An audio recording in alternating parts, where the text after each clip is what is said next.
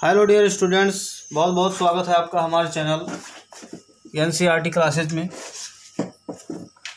तो स्टूडेंट्स, आज की क्लास में हम बात करेंगे हिंदी सब्जेक्ट की, जो कि कक्षा 10 के लिए है। और यहाँ पर हिंदी सब्जेक्ट के अंतर्गत हम उपसर्ग और प्रत्यय की बात करेंगे। उपसर्ग और प्रत्यय जो हैं आपके एग्जाम में पूछे जाते हैं हिंदी में, तो यहाँ पर हम महत्वपूर्ण विषय उपसर्ग और प्रत्यय की चर्चा करने वाले हैं आपसे। तो सबसे पहले हम बात कर लेते हैं उपसर्ग की। उपसर्ग क्या होते हैं? तो सबसे पहले हेडिंग आप लोग बना लीजिए, उपसर्ग।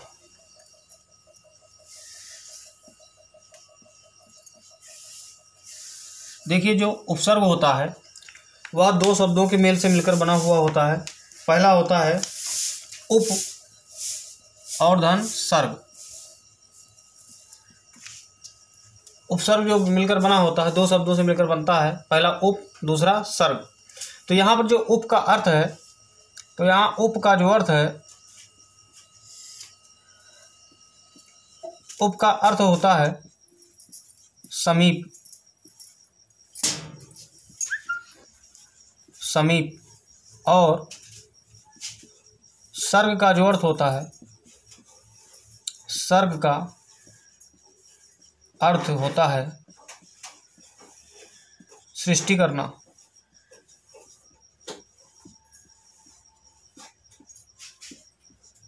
अर्थात हम कह सकते हैं कि किसी शब्द के समीप आकर एक नया शब्द बना लेना ही क्या है? उपसर्ग है।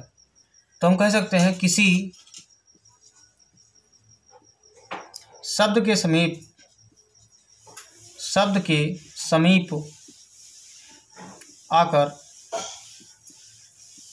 एक नया शब्द बनाना, एक नया शब्द बनाना ही उपसर्ग का अर्थ होता है।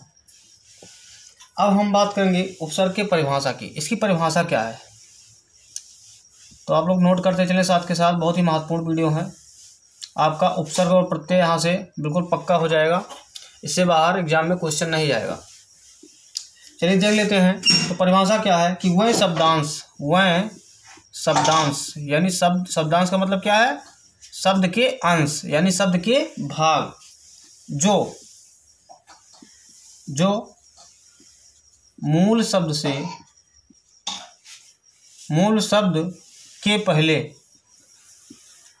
के पहले, वह शब्दांश जो मूल शब्द के पहले लगकर उनका अर्थ बदल देते हैं। उनका अर्थ क्या कर देते हैं? उनका अर्थ बदल देते हैं, अर्थ में विशेषता उत्पन्न कर देते हैं, या अर्थ में उनका अर्थ, या उनके अर्थ में, यहाँ पर उनके कर लीजिए, उनके अर्थ में विशेषता उत्पन्न कर देते हैं।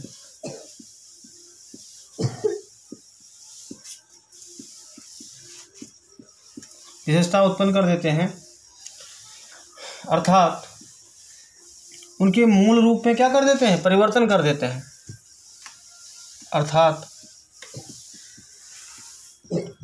उनके मूल रूप में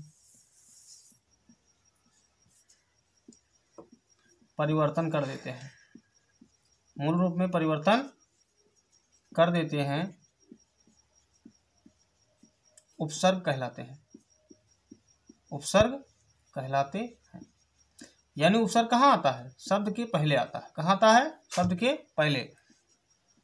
तो इतनी बात स्पष्ट हो गई कि वह शब्दांश जो मूल शब्द के पहले रखकर उनके अर्थ में विशेषता उत्पन्न कर देते हैं, अर्थात उनके मूल रूप में क्या कर देते हैं? परिवर्तन कर देते हैं। तो क्या कहलाते हैं? उपसर्ग कहलाते हैं। ठीक है। जैसे उदाहरण के लिए,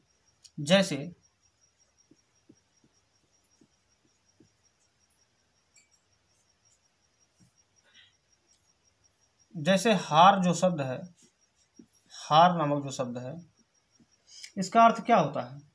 हार शब्द का अर्थ जो है, अर्थ क्या होता है? पराजय होता है। क्या होता है? पराजय। हार शब्द का क्या अर्थ है? पराजय है। ठीक है। परंतु यदि इसमें परंतु यदि इसमें अगर हम प्रा जोड़ दें पहले, जैसे हार शब्द है हार, और हार में अगर हम पहले इसके प्रा जोड़ दें तो क्या हो जाएगा? प्रहार हो जाएगा, हो जाएगा, प्रहार हो जाएगा।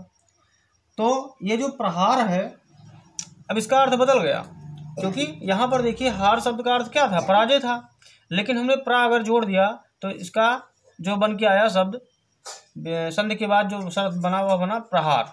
तो इसका अर्थ क्या होता है? प्रहार का अर्थ जो हो जाएगा चोट करना। प्रहार मतलब चोट करना, ठीक है। तो देखिए पहले वाले हार शब्द का क्या अर्थ था? पराजय, लेकिन दूसरे वाले में जैसे ही हार में हमने प्रा जोड़ दिया, प्रा नामक उपसर्ग जोड़ा, तो ये शब्द बन गया प्रहार, और जिसका अर्थ बदल गया। पहले वाले का पराजय था, जबकि दूसरे वाले का अर्थ क्या हो गया? चोट करना। तो इस प्रकार से जो उपसर्ग होते हैं, आप समझ गए होंगे कि जो उपसर्ग होते हैं वो क्या करते हैं? वो अर्थ बदल देते हैं, ठीक है। बिल्कुल, उम्मीद है आप समझ गए होंगे। तो अब हम चलते हैं उपसर्ग के बारे में और जानकारी लेंगे। तो जो उपसर्ग होते हैं वह संस्कृत भाषा में, यहाँ पर लिख लीजिए उपसर्ग, दिखाई दे रहा है आपको, विजुअल है? हाँ। तो उपसर्ग संस्कृत में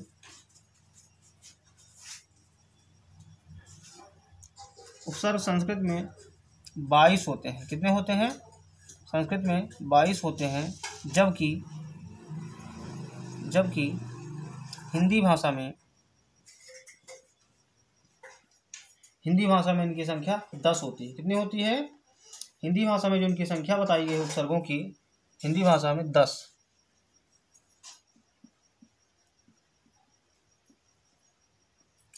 चूंकि हम संस्कृत नहीं पढ़ रहे हैं, हम लोग हिंदी पढ़ रहे हैं, तो हिंदी पर ही बात करेंगे।